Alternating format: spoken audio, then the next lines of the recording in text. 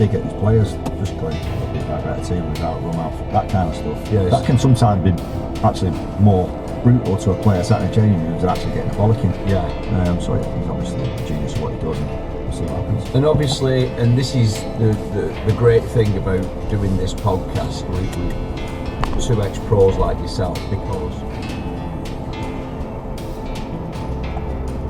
you say it as you see it, right? You're not guarded. There's no. I think that's why we get quite a lot of views, because we don't really. Well, you two don't hold back. You're not.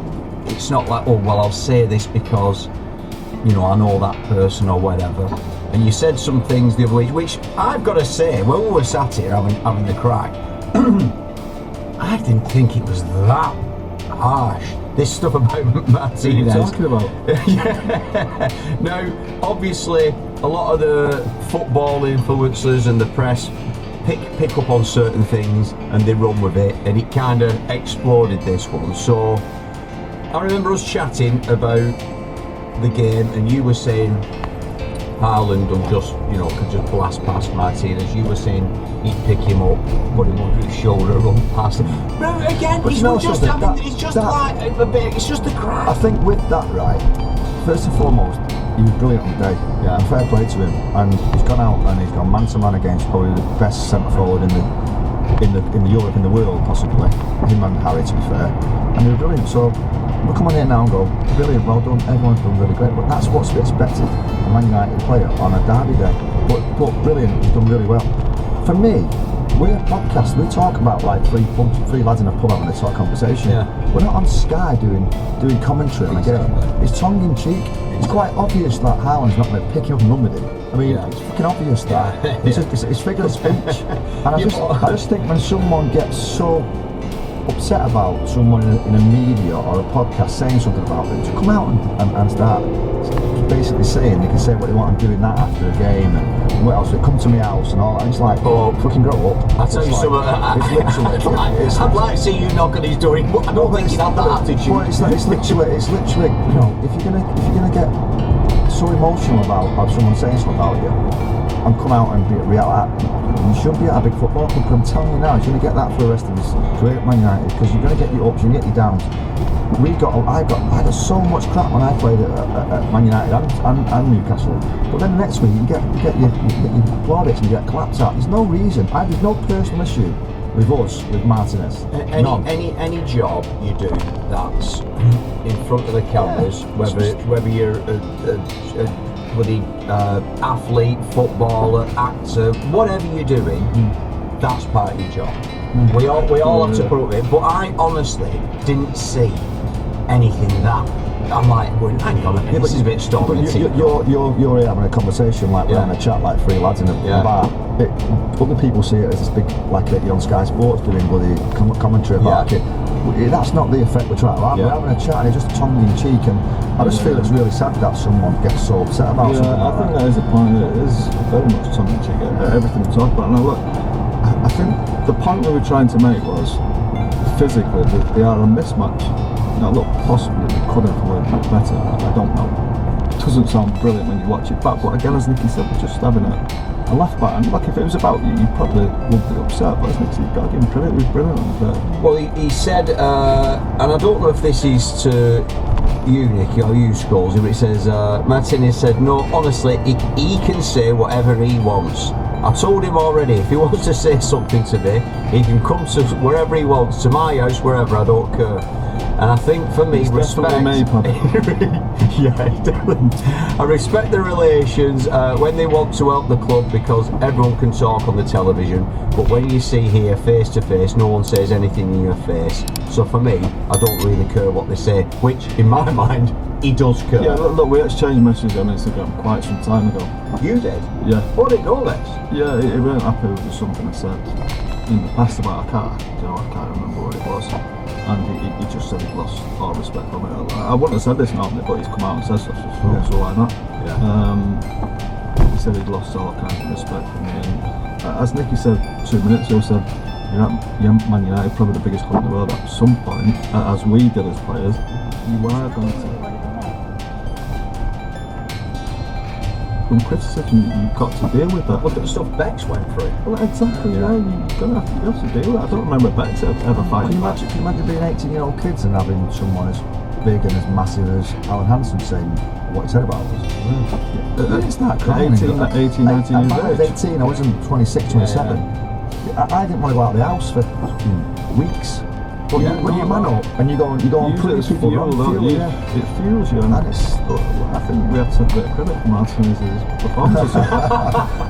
Hey, you are welcome, Martinez. You are welcome. We'll stalk you up every fucking week if you want to. Can I just say? But do you know what? He's had one brilliant game.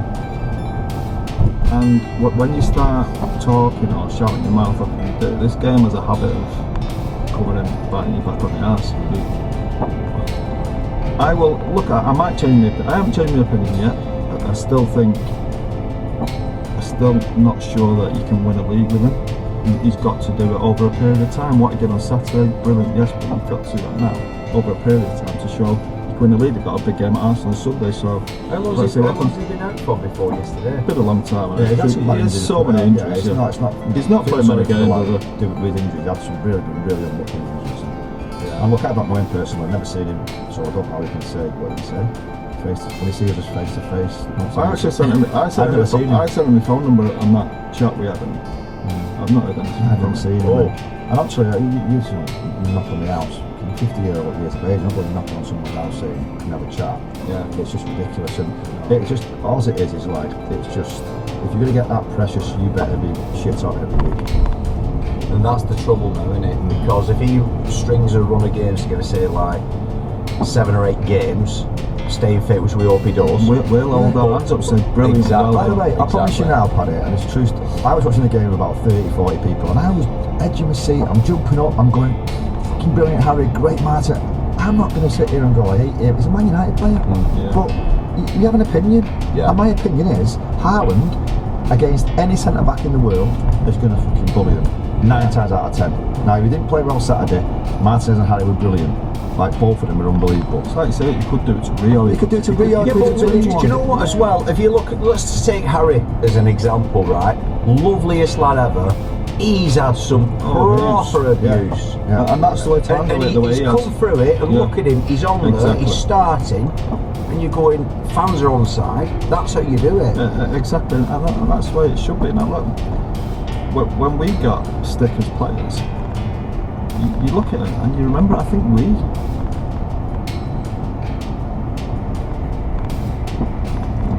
Hawksby and Baker on TalkSport with Toolstation. Our friendly colleagues are right behind you at over 580 stores. Next stop, Toolstation. When we're little, we don't overthink things. We're brave, confident, we laugh and ask questions. And play. So why stop there? Just because we're adults, it shouldn't mean we stop trying new things. For me, starting a career in early years has meant not just a new job, but new skills, new friends. Like me? Yes, and a new sense of purpose. All that, and I can earn while I learn, right here in Salford. Yay, painting, right? Do something big. Work with small children. Search early years careers to find out more. Hi, I'm Piers Morgan. It's official. Woke is dead, and I've written the obituary. Cancel celebs are emerging from social media jail, and virtue signalling is punishable by ridicule. So what caused this shift? How did the silenced majority win? And what's next? In my new book, Woke is Dead, I explore the fall of woke culture and the return to a world of common sense over cancellation, seeking unity over division. You'll be shocked by how much you agree with me. Woke is Dead is out now. TalkSport travel with Subway. Leave ordinary sandwiches on the bench. Bring on the new baked breaded chicken sub. How's that for a flavour hat trick? The queues around Rotherham continue. Southbound M1, 34 to 33, 3 lanes combed off, queuing back to 35, emergency repairs there.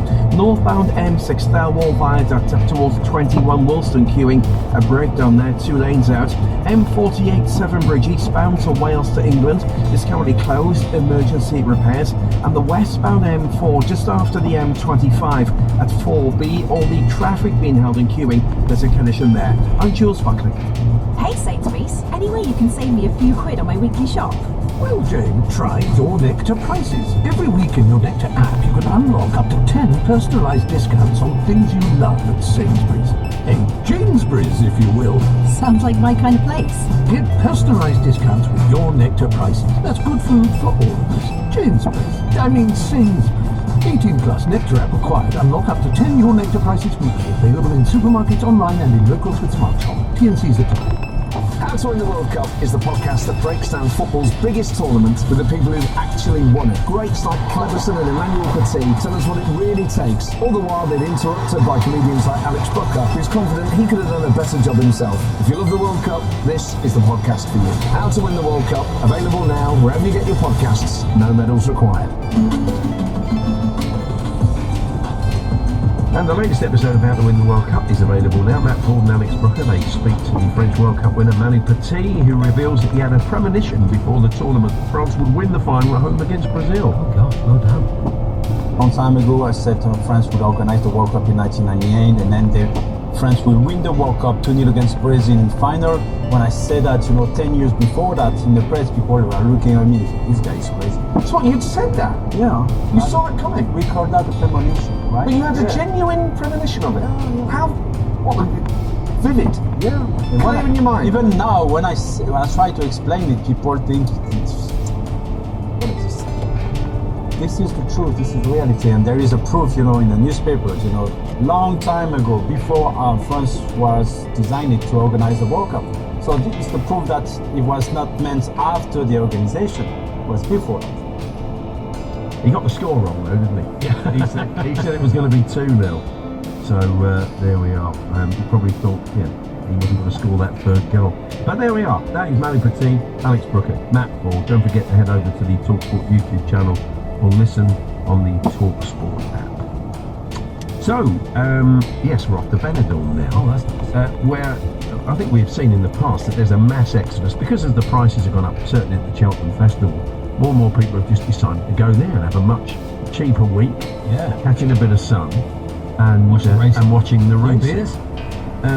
This summer, there is an expectation of a mass turnout of football fans who want to go there and watch the World Cup. So England and Scotland fans will be heading out there, and as we say, via the class, hopefully more as well. Joining us now, Colleen Holmes, the owner of the Winning Post Bar in Benidorm, where I almost certainly stopped off for a pint when I was there a couple of years ago.